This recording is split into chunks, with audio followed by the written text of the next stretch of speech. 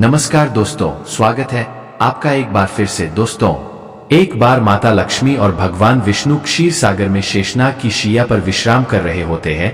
तभी देवी लक्ष्मी भगवान विष्णु से पूछती है, हे प्रभु, आज मेरे मन में एक शंका उत्पन्न हो रही है। केवल आप ही मेरी इस शंका का समाधान कर सकते हैं। भगवान विष्णु कहते हैं, हे प्रिय, तुम्हारे मन में जो भी शंका हो, निसंकोच होकर पूछो। मैं तुम्हारी सभी शंकाओं का समाधान अवश्य करूंगा।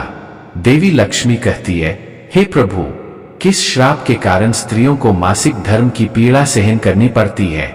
दूसरा प्रश्न यह है, प्रभु, एक रजस्वला स्त्री को कौन से कार्य नहीं करने चाहिए जिससे उन्हें पाप लगता है? भगवान विष्णु कहते हैं, हे देवी, आज तुमने मानव जाति के कल्याण के लिए बहुत ही उत्तम प्रश्न किया है। तुम्हारे इन सभी प्रश्नों के उत्तर देव शर्मा की इस प्राचीन कथा से प्राप्त हो जाएंगे। इस महान कथा का श्रवण करने मात्र से ही समस्त पापों का नाश होता है। जो भी पति पत्नी इस कथा को ध्यान पूर्वक सुनते हैं, उन्हें सौभाग्य की प्राप्ति होती है। इसलिए हे देवी, आप भी इस कथा को ध्यान पूर्वक सुनिए। देवी लक्ष्मी कहती है, हे प्रभु, ये देव शर्मा कौन थे? उनका आचार विचार कैसा था? मैं इस कथा को अवश्य सुनना चाहती हूँ। कृपया आप इस कथा को मुझसे कहिए, मैं इसे ध्यानपूर्वक पूरा अवश्य सुनूंगी। भगवान विष्णु कहते हैं, हे देवी, पूर्व काल की बात है। मध्य देश में एक अत्यंत शोभायमान नगरी थी। उस नगरी में देव शर्मा नाम के ब्राह्मण रहा करते थे। देव शर्मा को समस्त शास्त्रों और वेदों का ज्ञान था। सभी वर्गों के लोग उन्हें बड़ा सम्मान देते थे। वह परम बुद्धिमान, गुणवान तथा धर्म कार्य में तत्पर रहता था। वे प्रतिदिन यज्ञ, दान, धर्म तथा संध्या उपासना किया करते थे। वे पशु, पुत्र, बंधु बांधव तथा धन संपत्ति से संपन्न थे। देव शर्मा की पत्नी का नाम भगना था। वह भी अत्यंत चरित्रवान, गुणवान तथा पतिव्रता धर्म का पालन करने वाली स्त्री थी। फिर एक दिन देव शर्मा ने अपने घर पर सत्यनारायण भगवान की पूजा रखी और सभी ब्राह्मणों को स्वयं जाकर निमंत्रण दिया। नगर में निवास करने वाले समस्त लोगों को उसने पूजा के लिए तथा भोजन के लिए बुलाया। फिर पूजा के दिन समस्त ब्राह्मण उसके घर पर पधारे।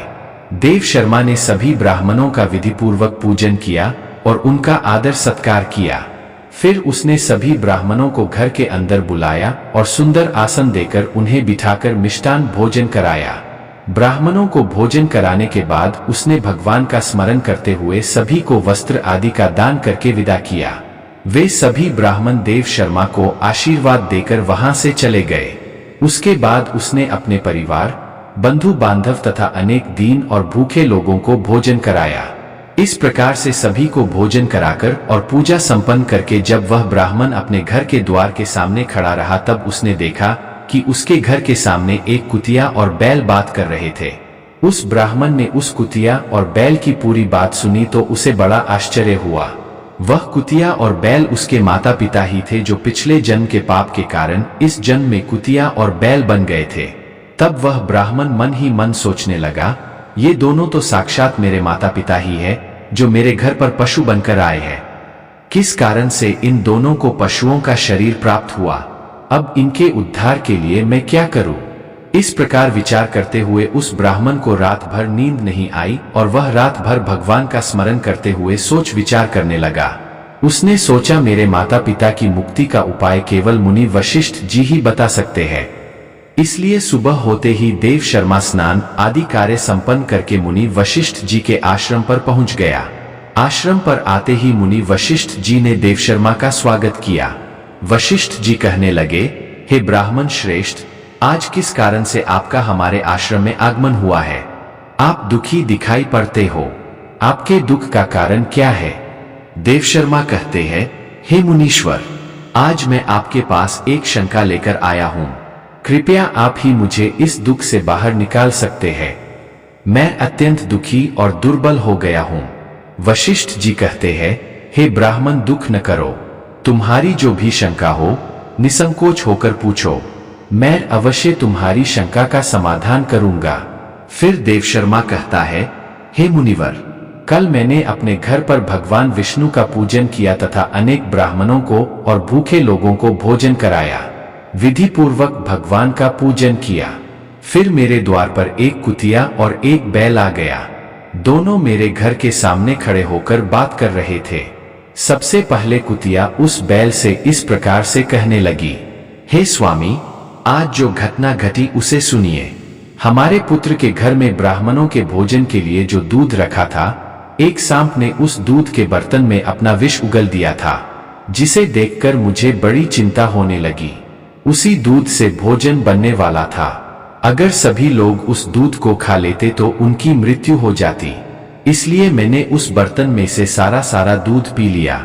जब बहू की दृष्टि मुझ पर पड़ी तो उसने मुझे खूब पीटा, जिससे मेरा अंग भंग हो गया। मुझे बहुत पीड़ा हो रही है। इसी कारण से मैं लड़खड़ाते हुए चल रही हूँ। मुझे यह पीड़ा सहन नहीं हो रही है। कुतिया की बात सुनकर वह बैल बहुत दुखी हुआ और वह खुद का वृतांत सुनाने लगा। हे प्रिय, अब मैं तुम्हें मेरे दुख का कारण सुनाता हूँ। मैं पूर्व जन्म में इस ब्राह्मण का पिता था। आज इस ब्राह्मण ने सभी लोगों को भोजन कराया, किंतु इसने मेरे सामने घास तक नहीं डाली और नहीं मुझे जल पिलाया। इसी कारण से मैं बहुत दुखी हो गया हूँ।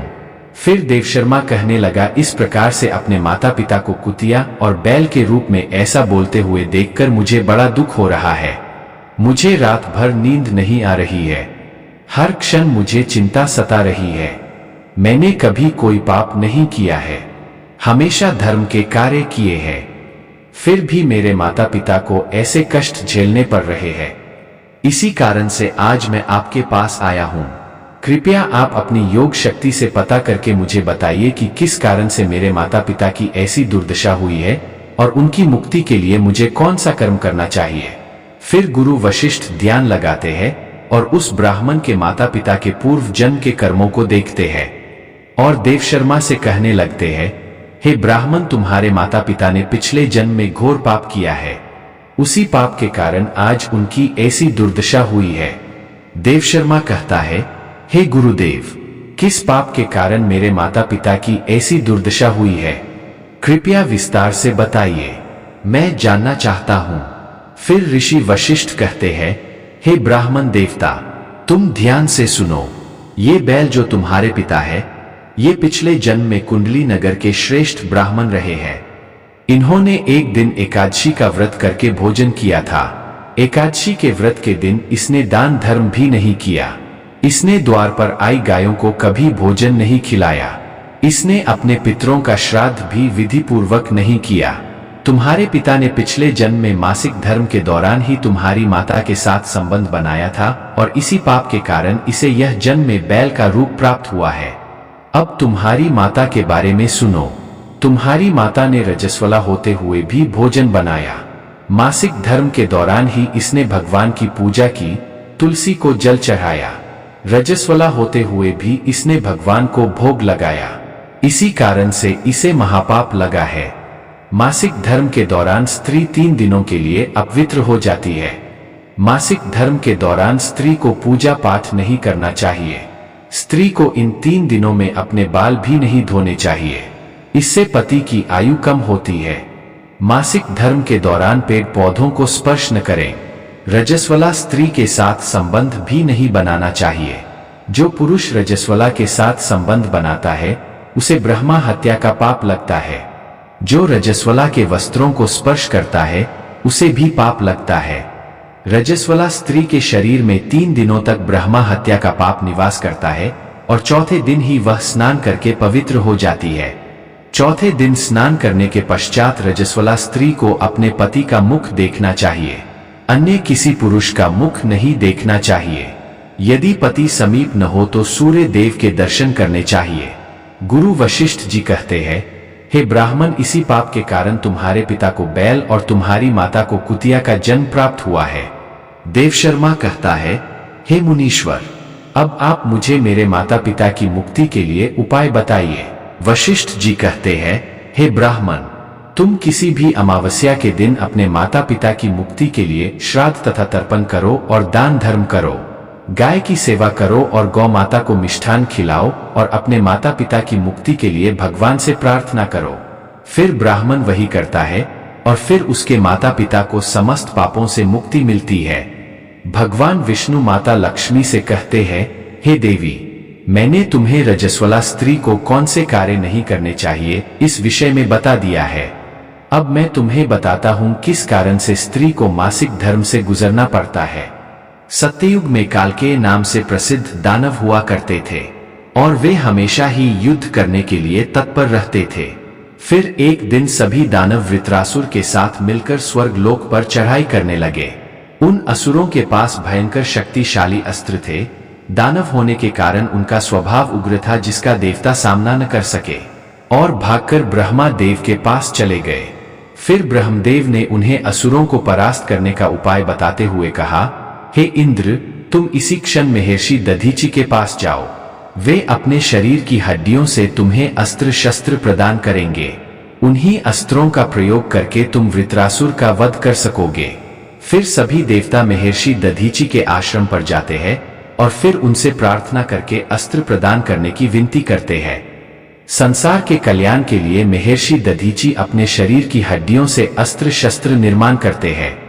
उन्हीं अस्त्रों में से एक वज्र नाम का अस्त्र होता है, जिसे देवराज इंद्र धारण कर लेते हैं। फिर सभी देवतागण वृत्रासुर के साथ युद्ध करने के लिए निकल जाते हैं। सभी देवता दानवों से युद्ध के लिए आकाश में एकत्रित हो जाते हैं और प्रहार करने लगते हैं। देवताओं और दानवों के बीच भीषण युद्ध होता है। अग्निदेव अग्नि के प्रहार से दैत्यों को दग्ध करने लगते हैं। अग्नि के प्रभाव से दैत्यों का अंग अंग जलने लगता है। फिर वरुणदेव जल की वर्षा से दैत्यों को डुबो देते हैं, जिससे दैत्य त्राही त्राही करने लगते हैं। अनेक दिनों तक इस प्रकार से दैत्यों और देवताओं के बीच में भीषण युद्ध चलने लगता है।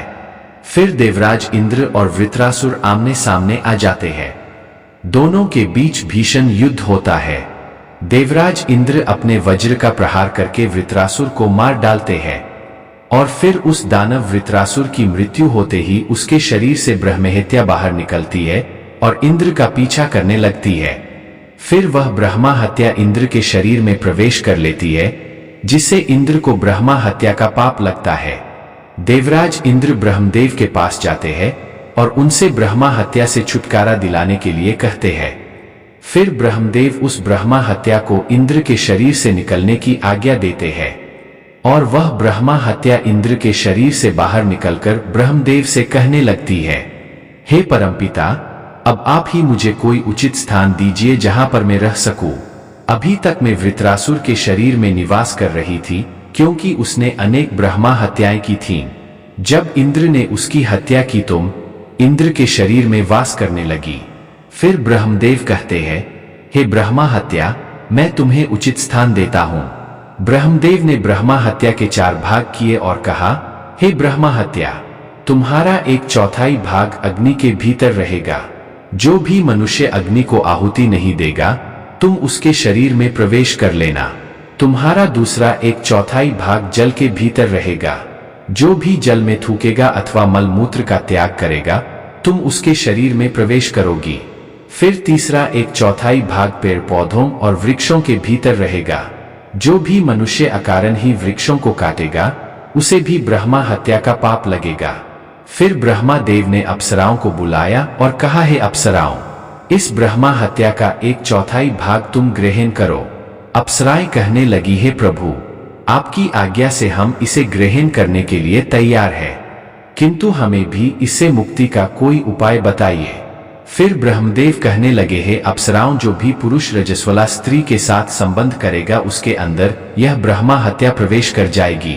इस प्रकार से ब्रह्मा हत्या के 4 भाग हुए। एक अग्नि में, दूसरा जल में, तीसरा वृक्षों में और चौथा स्त्रियों के अंदर प्रवेश कर गया। उसी ब्रह्मा हत्या के भाग के कारण स्त्रियों को मासिक धर्म आता है। जो भी पुरुष मासिक धर्म के दौरान स्त्रियों को स्पर्श करता है अथवा उनके साथ संबंध बनाता है, उसे ब्रह्मा हत्या का पाप लगता है। भगवान विष्णु कहते हैं, हे देवी, इस प्रकार से मैंने आपको स्त्री के रजस्वला होने के पीछे की कथा और रजस्वला स्त्री को कौन से कार्य नहीं करने चाहिए आदि के विषय में बता दिया है। मां लक्ष्मी कहती है, हे प्रभु, आज आपने मुझे बहुत ही महत्वपूर्ण ज्ञान दिया है। मैं भी आपको वचन देती हूँ, जो भी स्त्री मासिक धर्म के दौरान पूजा पाठ करेगी पति के साथ संबंध रखेगी उसके घर में मैं प्रवेश नहीं करूंगी। तो दोस्तों, इस प्रकार से मासिक धर्म के दौरान स्त्रियों को ये कार्य नहीं करने चाहिए। आपको यह कथा कैसी लगी कमेंट करके जरूर बताएं। वीडियो को लाइक जरूर करें। कमेंट में जय श्री हरि विष्णु अवश्य लिखें। जानकारी अच्छी लगी तो साथ ही चैनल को सब्सक्राइब करें और अपने दोस्तों के साथ शेयर जरूर करें। धन्यवाद।